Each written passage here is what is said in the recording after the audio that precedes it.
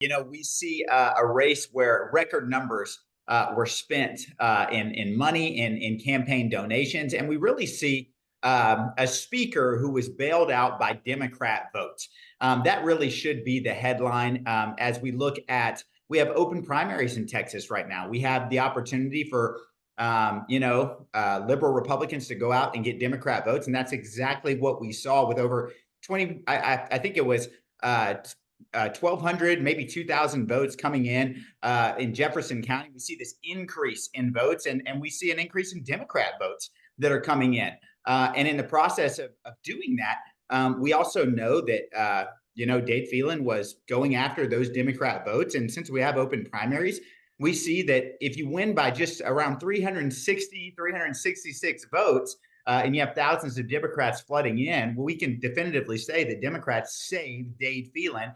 And this is a problem. This is something we have to fix going on in the next legislative session. You take away from this primary season starting in March and ending a couple nights ago, and that is the unprecedented, historic success of the grassroots activists crushing the liberal establishment uniparty that has controlled the Texas House for far too long. And yes, Dade Phelan survived his race to be reelected, but he should be absolutely humiliated and embarrassed with what he had to do to save his seat. He had to spend over $13 million to eke out an election by 300 votes, and he needed Democrats to carry him across the finish line. And you know what? It maybe shouldn't be surprising. Democrats reelected Dade Phelan. Democrats saved him, sent him back to the Texas House. But you know why they did that? Because Dade Phelan empowers Democrats in the state capitol. Dade Phelan puts their priorities over the priorities of the Republican Party of Texas. That's why Democrats sent Dade back to the Texas House. But I do not want to lose sight of the fact that we have had the biggest change of conservatives coming in and defeating liberal establishment Republicans. I've had the privilege, along with Nate, to travel the state, along with Governor Greg Abbott, Senator Ted Cruz, Attorney General Ken Paxton, campaigning against liberal establishment Republicans who have betrayed their voters in the state of Texas for far too long. And I'm so proud to announce that we've got over 15 new, much more conservative members coming in to take their place. And we are going to start the process of reforming the Texas House and making the Texas House Republican again. Let me be really clear. This was a Republican selection primary process. And among Republican voters, David Covey beat Dade Phelan, and he beat Dade Phelan handily. Dade Phelan lost among Republican voters in Beaumont. It was only because of Democrats coming out, because guess what? Democrats opposed Donald Trump. Democrats opposed Lieutenant Governor Dan Patrick. Democrats opposed the Republican Party of Texas, and Democrats opposed the conservative leaders like myself and my colleague here, Representative Nate Schatzline, and others who supported David Covey. Among Republicans, Dade Phelan lost that primary. It is only because of Democrats. And you can look at all the data sources. It was Democrats, people who have previous Republican primary voting history, that saved Dade Phelan. As we're looking at the history of who Dade Phelan is, he has built a career off of empowering Democrats. He's built a career off of getting social Marxist Democrats in the Texas House chairmanships to oversee important committees that have killed conservative legislation over the past couple of sessions. I think that's really important to remember, that in the process of this campaign, we watched as Dade Phelan committed that if he becomes Speaker of the House this next session, he will continue the practice of empowering Democrats as chairman. We've watched as he has gone to the floor and has allowed school choice to be killed in the Texas House, which I believe is a deal set with those Democrats to keep him in power. And so we have to see that Dade Phelan is the king of making deals with Democrats, which only makes sense for him to have gained the Democrat vote inside of his district. And I'm sure it only helped him to get across the finish line with those Democrats when we see our great future president, Donald J. Trump, and our great attorney general and, our great lieutenant governor out there saying, hey, this isn't our guy. And when that happens, I think those Democrats are awoken and they think, well, the only way that we're going to stay empowered is if we get out and vote for this so-called Republican Dade Phelan. If I know Dade Phelan, and if I've watched how he's operated in the House before, what I know to be true is that Dade Phelan is not above going for Democrat support in order to gain that Republican speakership and peeling off 10 to 11 Republicans to do so. And so one of the things that we have to make sure of is that this next speaker is chosen by our Republican majority caucus.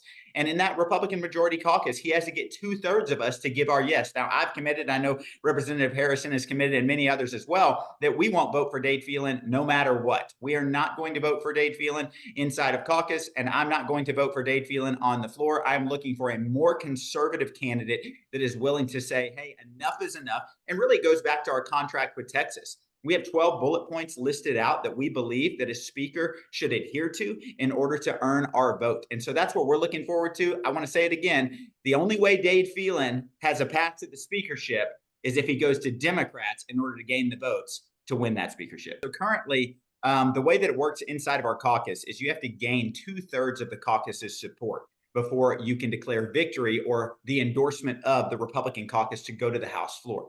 And in past sessions, we've seen this violated. We've seen as Dade Phelan tweeted out that he had Democrat support before he even got that vote for his first speakership. And that was before I was even in the Texas House. This is how Dade Phelan began.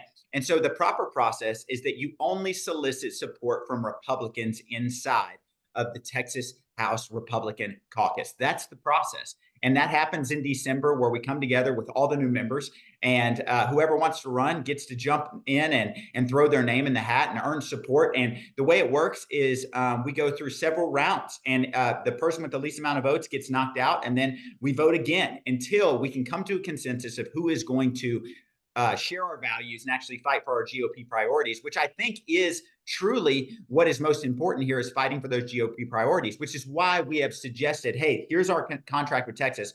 We're committed to voting for someone who will agree with these things. I mean, it's simple things. It's making sure that we don't have an Obama White House lawyer as our parliamentarian who is calling balls and strikes. It's looking at it and saying, hey, we want term limits on our speaker. We're tired of speakers staying in for this long amount of time, hoarding all this money from the lobby and doling out to the ones who are obedient to them. This is an issue that we're facing. And so what we're seeing is, I truly believe that Dade Phelan does not have the support of 2/3 of our Republican caucus. I truly believe that if we were to honor this process properly, to come in here and actually gain the support of the Republican caucus without soliciting support from Democrats outside, which is the current rule, then we would end up with someone who is much better than Dade Phelan, and I am counting on it. Historically, it's been the Secretary of State that will preside up at the dais prior to the selection of the senator or of the speaker. And so for those few, moments or hours or days before a speaker is selected, for that brief period of time, all 150 members are equal. And so do not be surprised if you see a slurry, a large number of proposed rule changes happen in a way that hasn't happened previously. Previously, the House rules package is just sort of sent out to the members, and most of them vote yes, and then it's perfunctory and we move on. Those days are over. Expect to see lots of rule changes proposed along the lines of the contract with Texas, for example. Don't be surprised if you see rules proposed and voted on to force a speaker to step down after only one term, because that's one of the biggest things we've got to do, is take power from the speaker. Right now, most Texans, they believe they have a state representative, but they really don't, because most state reps have handed the power that they were elected to exercise to the speaker. And look no further than the sham illegal impeachment of Ken Paxton. If Dade Phelan could get 60 Republicans to vote to impeach Ken Paxton with less evidence and due process and third world kangaroo courts, Dade Phelan could have passed every Republican priority in the state of Texas. Instead, he chose to defy the will of the voters, to kill those priorities. And instead, he put over 500 Democrat votes on the floor, and every one that he wanted to pass passes. Those days have got to end. There are going to be a lot of speaker candidates announced. There's going to be speaker candidates come and go. 7 months is an absolute eternity in politics, Jack, as you know very well.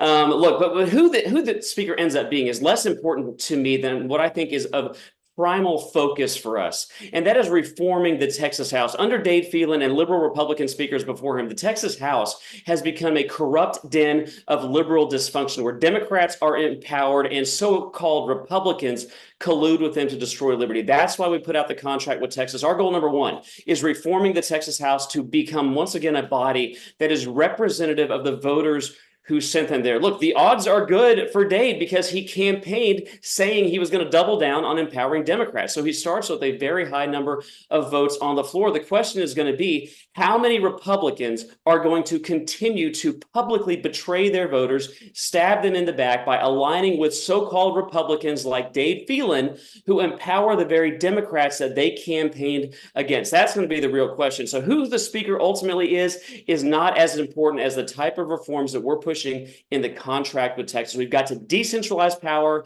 take it away from the speaker, give it back to the individual members, and then end this unholy and treacherous alliance that has governed the Texas House far too long of liberal Republicans and the Democrats and the Democrat caucus. We can absolutely apply a tremendous amount of pressure. That's the way every conservative victory that's happened in the Texas House in the last 4 years. It has never come from Dade Phelan. It hasn't come from his liberal leadership team. It's those successes. The handful of conservative victories that have happened in the past few years have not happened because of Dade Phelan's team. They have happened because of millions of Texas grassroots patriots applying pressure and forcing their elected representatives to do the right thing, even over their objectives. If we have to continue doing it that way, then so be it. But I would rather put Republicans in power who do the right thing because it's the right thing, not because they're forced to do it. Dade and all of us have just gone through, as you said, a brutal primary season. I'm very grateful to have won re-election here in Collin County. I know Representative Shaheen is as well. As for Speaker Phelan, he's done a tremendous job serving his district, House District 21 in Southeast Texas, for a long time. His voters sent him back to continue that work. And as Speaker of the House, he's done a great job providing what I believe are the two most conservative, or leading the two most conservative legislative sessions in the history of our state, certainly in recent memory. And so I'm glad to have the primaries behind us. We Republicans now have to get to unite and come together and look towards November and beating the Democrats in advance of next session. So we had a lot of great things to run on, and as Representative Leach said, we just brought that message to our voters, won re-election with really significant wins. And then, Speaker Phelan, even though he's a statewide official, he still runs for re-election in his district.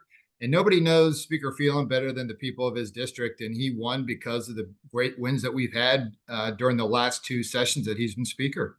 I mean, look, anytime you have a president of the United States work against you, statewide officials, the lieutenant governor, but look, the speaker was able to rely back on his record. It's a great conservative record. I mean, the wins that we've had underneath, Representative Leach has passed one of the strongest religious freedom bills in the nation. I've worked on protecting kids from being sexually exposed to just pornographic materials and the like. So all of us had some really good, strong wins. And of course, having President Trump, having Lieutenant Governor in the mix there made his race tighter. But at the end of the day, he's just a well-known figure in his district, and he prevailed. And we're looking forward to him being Speaker next session. He, like us, was very honest with the voters. There's a lot of deception and deceit, a lot of dishonesty, a lot of dishonest attacks against us and against him, not only as state representative, but as the leader of our chamber. And what I did and what he did was just be honest with the voters, tell the truth about what we did, all of the conservative victories that we've had under his leadership. But for his leadership of the Texas House, we would not have essentially banned abortion. We would not have passed constitutional carry. We would not have sent nearly $7 billion to secure the border. We wouldn't have passed the nation's strongest COVID vaccine mandate ban. All of these things happened under his leadership. He was honest about that with his voters, and I'm glad that his voters agreed and sent him back to serve them in another 2 years in their Texas House. Look, there will be conversations about the leadership of our chamber next session. Speaker Phelan and I know Representative Shaheen and I are rightfully laser focused on November. We have serious races up and down the ballot in November, working to get President Trump elected, protecting Ted Cruz, electing Republicans up and down the ballot, including ourselves. And so we're focused on November. There need to be conversations about some potential changes that need to take place in the Texas House chamber. What we've done right, and building on those, maybe some things that need to be changed, some things that have gone wrong, and fixing those problems. And to Speaker Phelan's credit, he's going to spend a lot of time listening to members, spending time with members. And I believe he's going to resoundingly win a majority of the Republican caucus vote. and then be reelected Speaker of the Texas House in January. We've just had some phenomenal conservative sessions underneath him. I have a high level of confidence he will be reelected. But look, Representative Leach is correct. Our focus right now is November.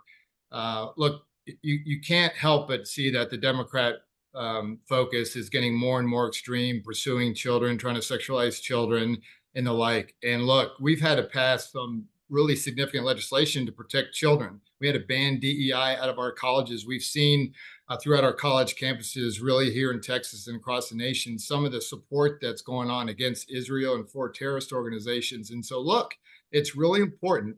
If we want Texas to continue to prosper, we need Republican leadership. It is very easy to see that if you look across the nation, you look at how blue states are doing versus red states. By far, the red states are more prosperous. There's more opportunity. So we're going to have a fight on our hand. The Democrats are probably going to target anywhere from 7 to 9 Texas House seats, and we need to come together and defend those. Over in the Senate, there's some vulnerabilities as well. And look, we got to make sure that Trump gets the support that he needs out of Texas. And of course, we've got to make sure that Ted Cruz gets reelected to be our U.S. Senator. You know, each of these races, they're their own animal, if you will. But if you look across all the primary elections, whether they were decided in March or this runoff, I mean, it's not even close. By far, really, the issue at hand was school choice, and it was Governor Abbott. I will tell you that there are some Texas House members, a handful of Texas House members out there that are frankly deceiving their voters. They're deceiving themselves. They're certainly deceiving Republican primary voters into what has actually transpired over the last 2 sessions. We have delivered the most conservative legislative sessions in the history of the state of Texas, certainly in modern history. Like I said earlier, essentially banning abortion, passing constitutional carry, ending gender modification, passing the nation's strongest COVID vaccine mandate ban. This past session was the first public record vote that we've had in a long, long time on school choice. And although we didn't have the votes to pass it, I believe that we will have the votes to finally pass a big, bold, a meaningful school choice bill next session. But it's important for us to tell the truth to our voters, to own what's gone wrong and to try to fix it, but also to give credit where credit is due, and to be honest with our voters about what we've achieved. We've achieved a lot. There's a lot more to do, and conservative Republicans are going to continue to lead the way under Speaker Phelan's leadership in the House next session. I think we should debate those items. So, for example, one of those items would actually expand government. It makes it easier to pass legislation.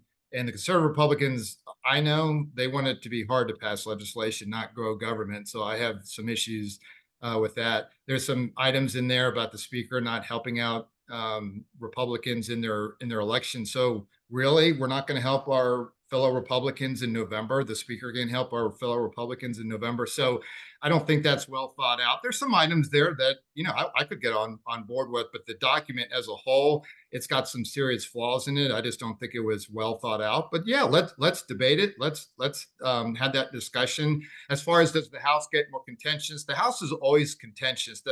The House is really a beautiful picture of debate that occurs really across the nation. It's really a chamber of 150 people that are representing their districts.